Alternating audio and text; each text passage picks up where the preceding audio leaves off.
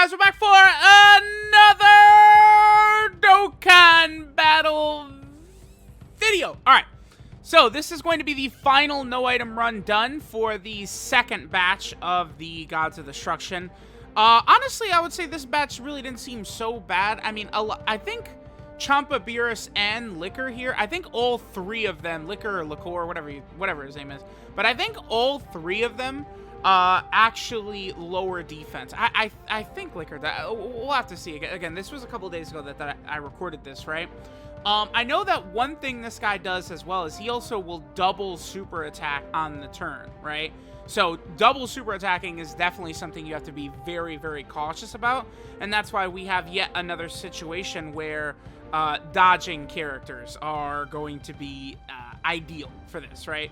Now, I understand a lot of people's sort of, I guess, hesitation with dodge characters, right? Because, like, oh, you know, people always say, like, oh, the 70% feels like 30% to me. That shit has never felt like 30% to me. I'll tell you that for free. Like, here we go. There was AGL LRUI Goku. Well, wait, did I say that wrong? Yeah, the 70% chance to dodge has never felt like 30% dodge to me. The 70% dodge feels more like 90% to me, right? But this is another example of how ridiculously, utterly busted OP that the LRUI Goku is, that he has type disadvantage in the most difficult event in the game, and I still feel 100% comfortable bringing him in here to try and dominate. Now, okay, I intentionally left Vegeta in slot 1 right there, by the way. The reason for this is because I wanted Vegeta to quickly rack up the necessary hits to potentially get our revival very early, right? I feel like that's super important. Like, early on right here, you know, again, I could have dodged this with Tech Khalifa, but early on, I could sort of put Vegeta in there. Yeah, he does lower defense, yeah, which leads to a lot of damage that we sustain right here. This is why, again, these bosses that lower your defense with super attack can be very, very troublesome and problematic. Again, I intentionally took that damage, though, because now Vegeta is going to be able to revive in case, you know, we get close to that point, right? That's one good thing about running Vegeta's team as well, is you can have a Vegeta on each rotation in one of these difficult events right here, and like it's very easy to build up his revive. So if you get a Vegeta on each rotation that can revive, it should then be fairly easy to actually have him go ahead and get that revival, unless the boss kills you when you're at, like, you know, 70% HP or something like that, which certainly could happen.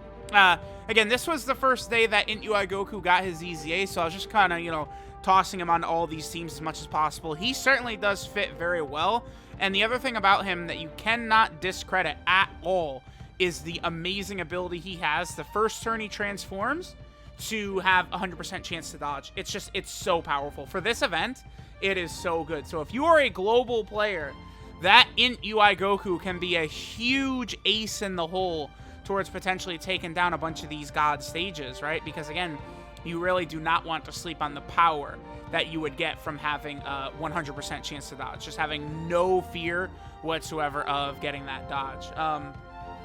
Looks like I choose to put UI Goku in the first slot right here, so that way I don't even have to worry.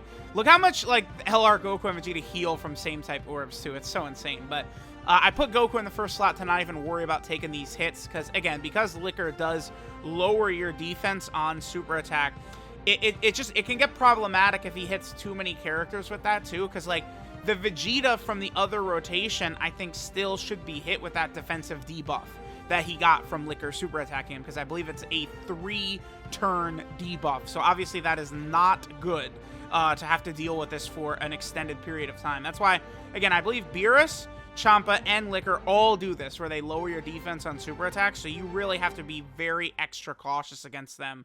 And even though Liquiir does super attack twice, I don't know that that's really that big of a deal, right, compared to, like, Moscow, who has the AoE super attack. That, by the way, we would have died right here if Goku could let that hit him.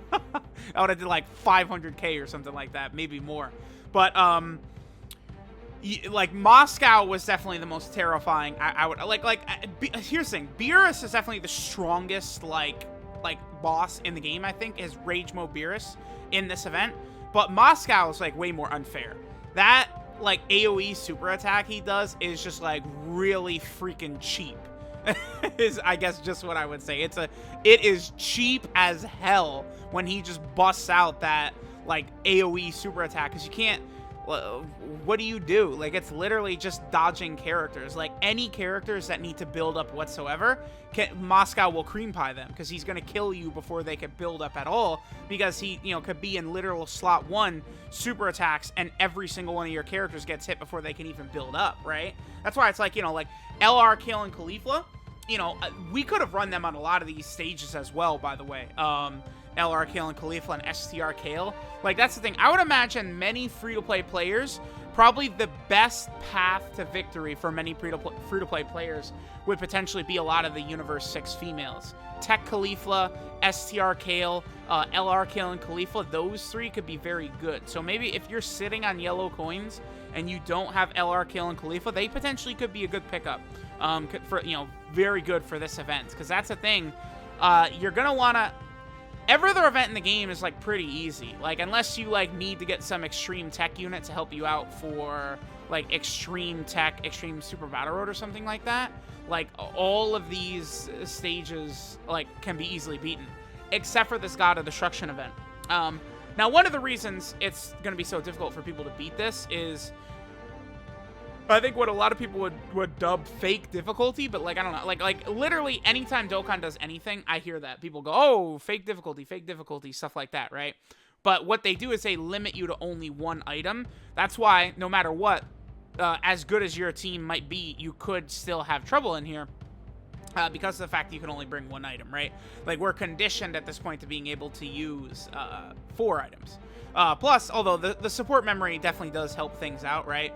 With smart uses of your support memories, you could be good. Okay, so I made a boo-boo, a blunder right here, and I go ahead and reset the app. The reason I did that is because Int EZA Gogeta, who we brought here, very powerful unit, definitely strong enough to help out in the God event in a stage where he has type advantage like he does against Liquiir right here.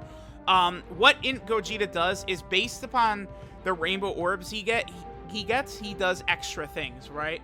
1 rainbow orb gives him a 30% chance to dodge, 2 rainbow orbs gives him an extra 40% attack, and then 3 rainbow orbs gives him a 50% chance to crit. So it is, like, imperative that you get 1 rainbow orb with Int Gogeta at least to really maximize his defensive effectiveness. Again, I'm a big fan of this Int Gogeta. It's funny, like, I didn't even realize it, but there's no way Fusion Extreme Super Battle Road, like, would have been possible without that Int Gogeta EZA. Like, in order to even make it possible, I feel like you probably have to have that Int EZA, like, potentially, like, the Int Gogeta potentially EZA, and then also, like, you know, Super Saiyan 4 Gogeta. I don't know. That stage was redonkulous, right? Like, it was so difficult to be able to get that no items. And I don't think the heroes units lowering attack and ceiling and stuff like that, I don't think they can get it done, because they only barely were able to help out in the normal fusion stage, right? So, I don't know. I guess maybe I'll link level them up and I'll do some tests on it or something.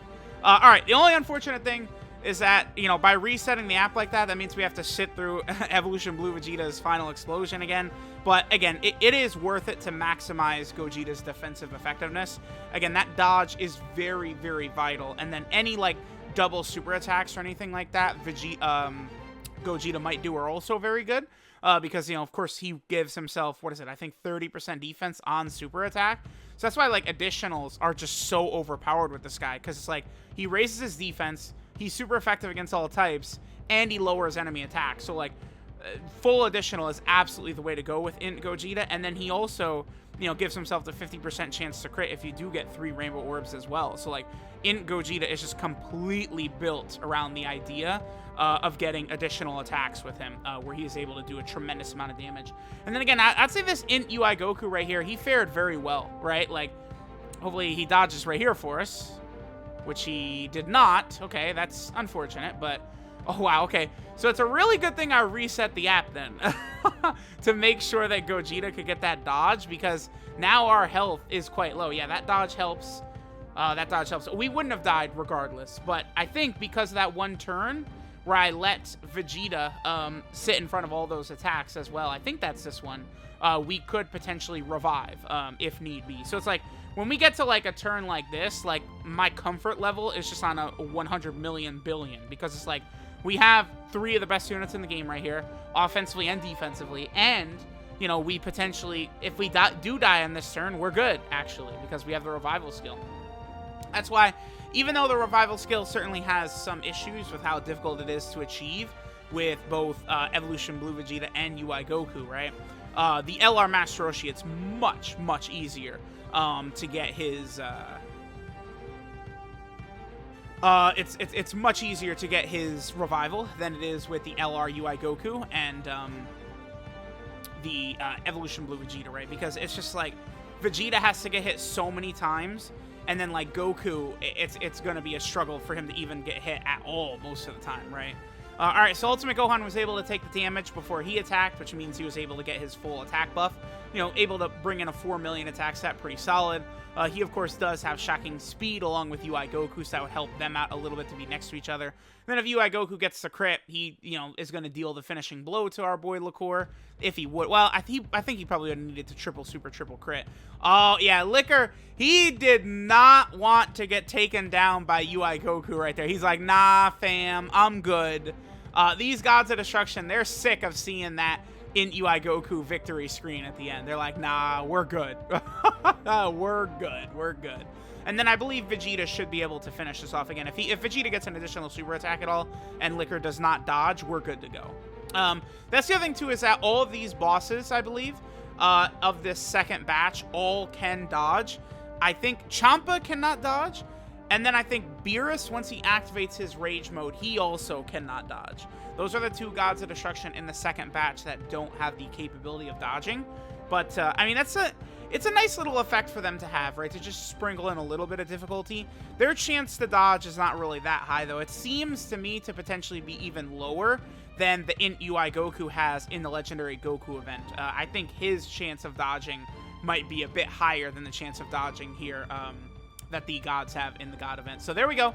A lot of the same cast of characters that I've used in a lot of these no-item attempts, except for the fact that I brought in Gogeta here. Again, that's another thing with Vegeta's superior leader skill, being able to use, you know, Gogeta and Tech Ultimate Gohan on Vegeta's team, whereas those 2 characters are not available on LR UI Goku's team. So again, there we go. The entire second batch of Gods of Destruction are now no items. So now all we're doing is just waiting on the third batch of Gods of Destruction, which should come. I don't think they'll come with the top legendary summon banner in a couple of days, but they should come along with part 3, I think somewhere around the 20th or so of February. I think it's like the 20th or the 22nd is when we're going to end up seeing part 3. So let me know what you guys think of the God of Destruction event.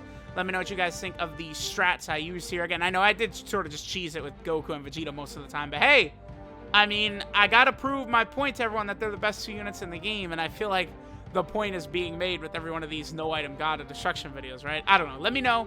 Thanks, guys, for watching, and I'll catch y'all next time.